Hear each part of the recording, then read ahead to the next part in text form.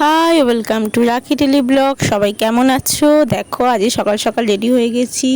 আর তোমরা কেমন আছো বলো? আমি তো একদমই ভালো নেই। এই গরমে পুরো যা গরম পড়েছে, মানে একটু বৃষ্টি হলে বাঁচি, কিন্তু বৃষ্টির কোনো দেখা নেই। এত গরম পড়েছে, আমার মাড়ি ফুলেছে দাঁতে, তার উপর আবার চোখটাও ফুলেছে, ঠান্ডা গরমে সব ফুলে যাচ্ছে।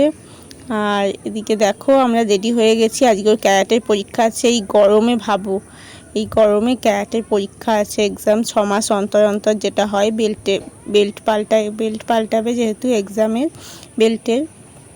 চলো আমি রেডি হয়ে বসে আছি, তারপরে বেরোবো।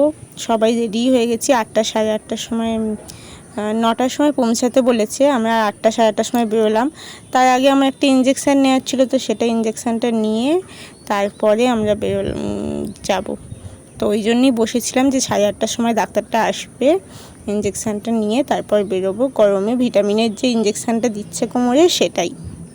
তো চলো দেখো পৌঁছে গেছি আমরা এখানে। এটা শ্রীরামপুর মায়ের হাই স্কুলে হচ্ছে এবারে, কিন্তু এবারে যেখানে হচ্ছে সেখানে সত্যি প্রচণ্ড গরম। তারপর এসি ছিল না, স্কুলে তো এসি আর থাকবে না, তাই না, পাখাই।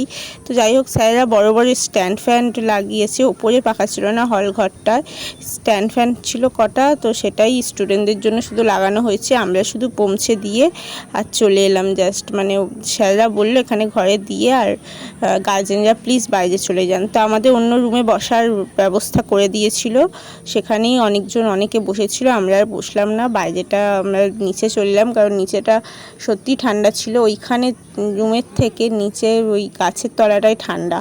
তো চলো দেখি গাছের তলাটাতেই বসবো এখন আপাতত। এই যে দেখো, এই ঘরের রুমে ঢুকে যাচ্ছে, তারপর উপরেও রুম ফাঁকা ছিল, খোলা ছিল, কিন্তু খোলা থাকলে কি হবে, প্রচণ্ড গরম, রোদ্দুরে হাওয়া টাওয়া কিচ্ছু দিচ্ছে না। দেখো আমরা নিচে এখানে গাড়ির ওপর এসে বসেছিলাম।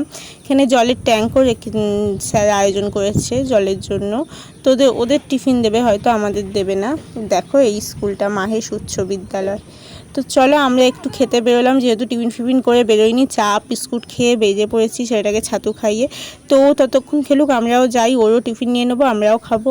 তো এখানে দেখো একটা কচুরির দোকানে চলে এসেছি, দাদা বৌদি নিরামিষ হিং কচুরি।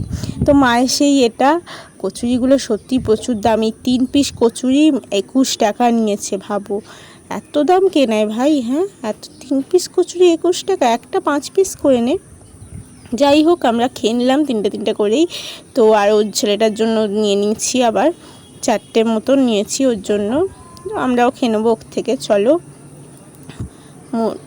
এখানে চলে এলাম, দেখো ওকে খুঁজে পেয়েছি, ওকে খুঁজে নিয়ে এলাম।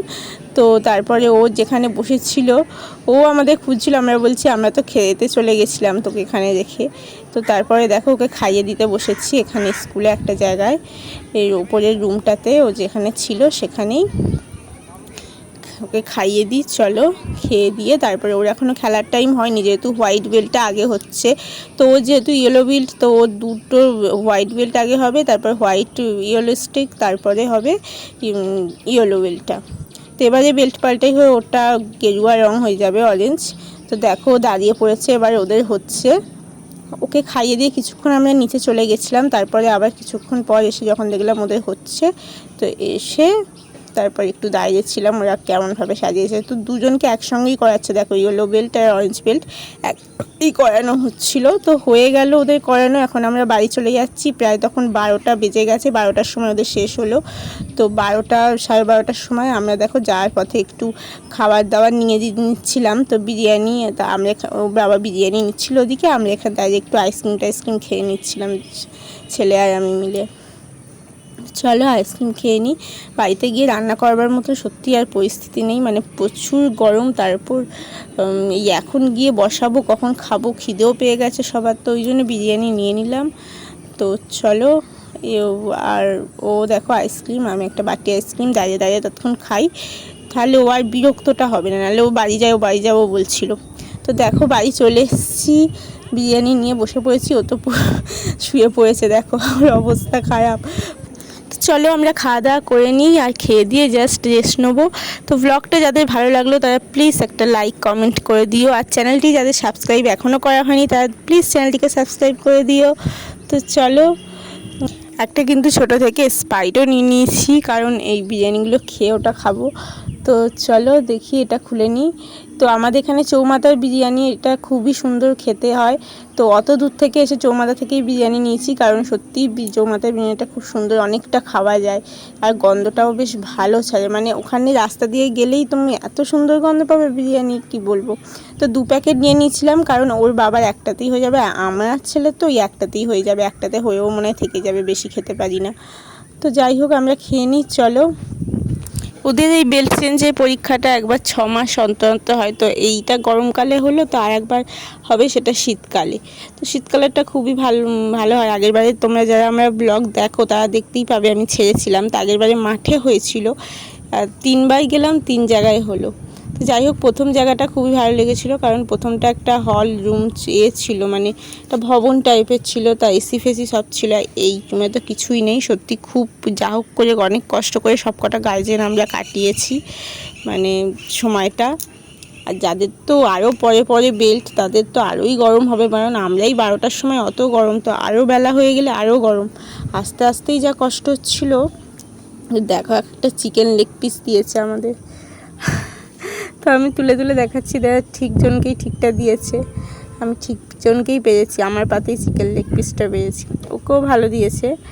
তো যাই হোক মাংসর এগুলো খুব বড় বড় থাকে, খুব ভালো লাগে চৌমাথার বিরিয়ানিটা। তো যখনই আনে আমাদের ওখান থেকেই আনে। তো চলো গরমে দেখতেই পাচ্ছ একদম ও কী বলছে দেখো, বলছে আমি এবারে কিছু পারিনি। সত্যি এবারে চ্যালেঞ্জ যেহেতু হয়নি, তো ওই জন্য ও পারিনি কিছুই। আর এমনি যে পরীক্ষাটা হয়েছে সেটার মধ্যে ফার্স্ট সেকেন্ড থার্ড হয়েছে, তো ও কিছু হতে পারিনি এবারে, কারণ আমি জানতামই ও চ্যালেঞ্জ করলে তাহলে ও হতো, যে বক্সিং কিংবা কাঁথাটা চ্যালেঞ্জ করালে ও হয়, এমনি আদার্সেতে হয় না। যাই হোক ভিডিওটা এখানেই আমি শেষ করব। তো যতক্ষণ পর্যন্ত সুস্থ থেকো, সবাই ভালো থাকবে।